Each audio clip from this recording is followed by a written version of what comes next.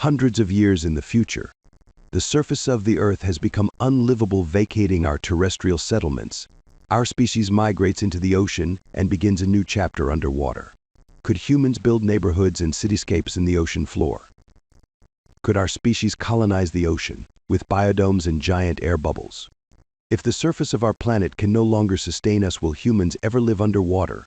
The surface area of Earth is approximately 197 million square miles. However, 71% of our planet is covered in water.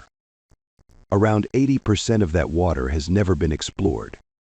Logistically, studying the ocean is similar to studying a foreign planet. We can't breathe underwater, just like we can't breathe in an extraterrestrial atmosphere. So we rely on specialized equipment to investigate subaquatic habitats.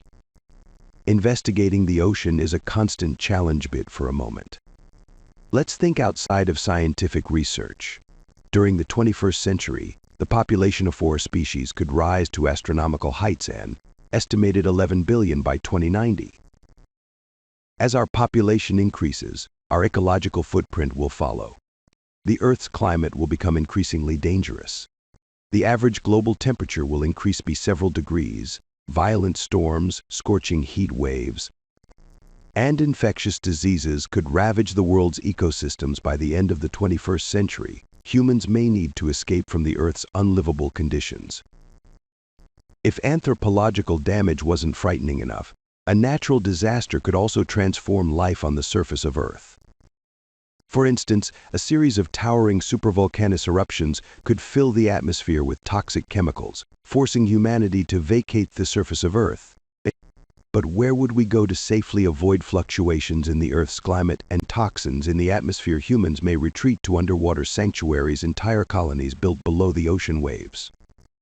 If the surface becomes uninhabitable, that colonization of the ocean could be a necessary step for the preservation of our species. But there's a greater question we've yet to address. Could humans actually live underwater? Any ocean-based habitat must satisfy a short list of basic human needs. A functioning settlement must guarantee the safety, survival, and comfort of its inhabitants. However, providing even the most essential human needs creates several unique challenges in terrestrial ecosystems. Humans can breathe freely, but humans rely on technology like scuba equipment to inhale and exhale underwater, like astronauts in space. We cannot survive in the ocean without a constant and reliable source of air.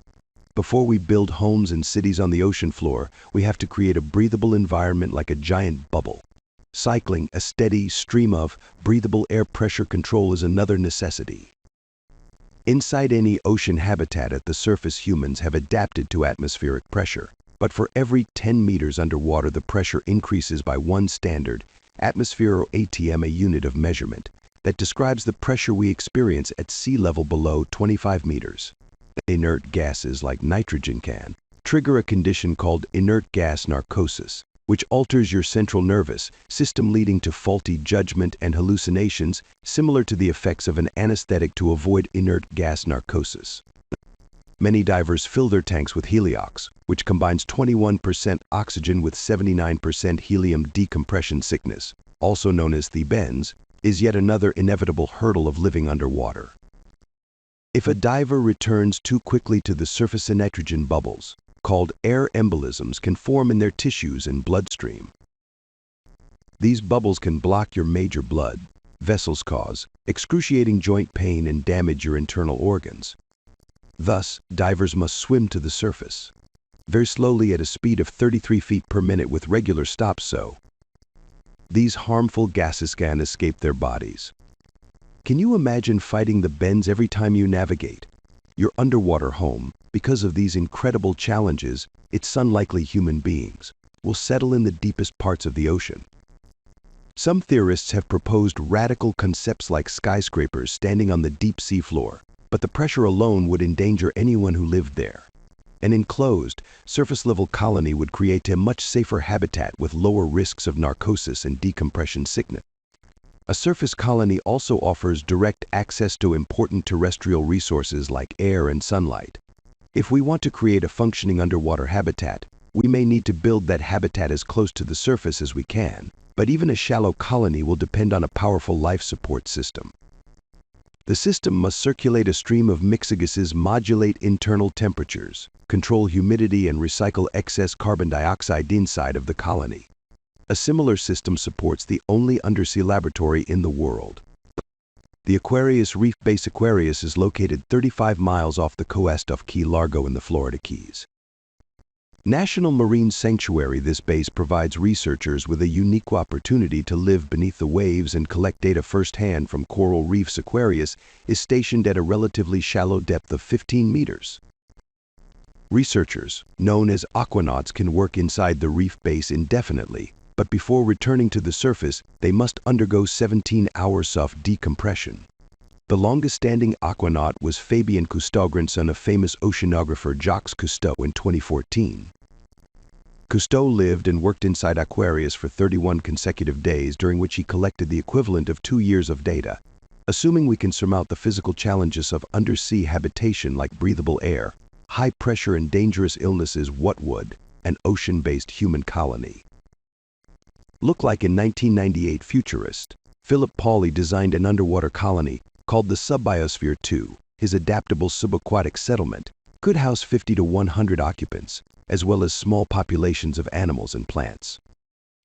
This intricate structure was designed to imitate the diversity of our terrestrial environment, using isolated biodomes. Pauly theorized miniature, sustainable ecosystems like a rainforest, a desert, and a coral reef. Other futurists have pushed the envelope in different directions. One devised a massive underwater globe constructed around a sprawling city center. Another interesting concept was developed by a Japanese company called the Shimizu Corporation. They proposed a deep-sea spiral that connects a resource-sustaining factory on the ocean floor to a livable 500-meter sphere, floating just below the surface. As it stands, humans do theoretically have the technology to build underwater habitats. We could create biodomes, ocean globes, and underwater factories, but total self-sufficiency remains a challenge.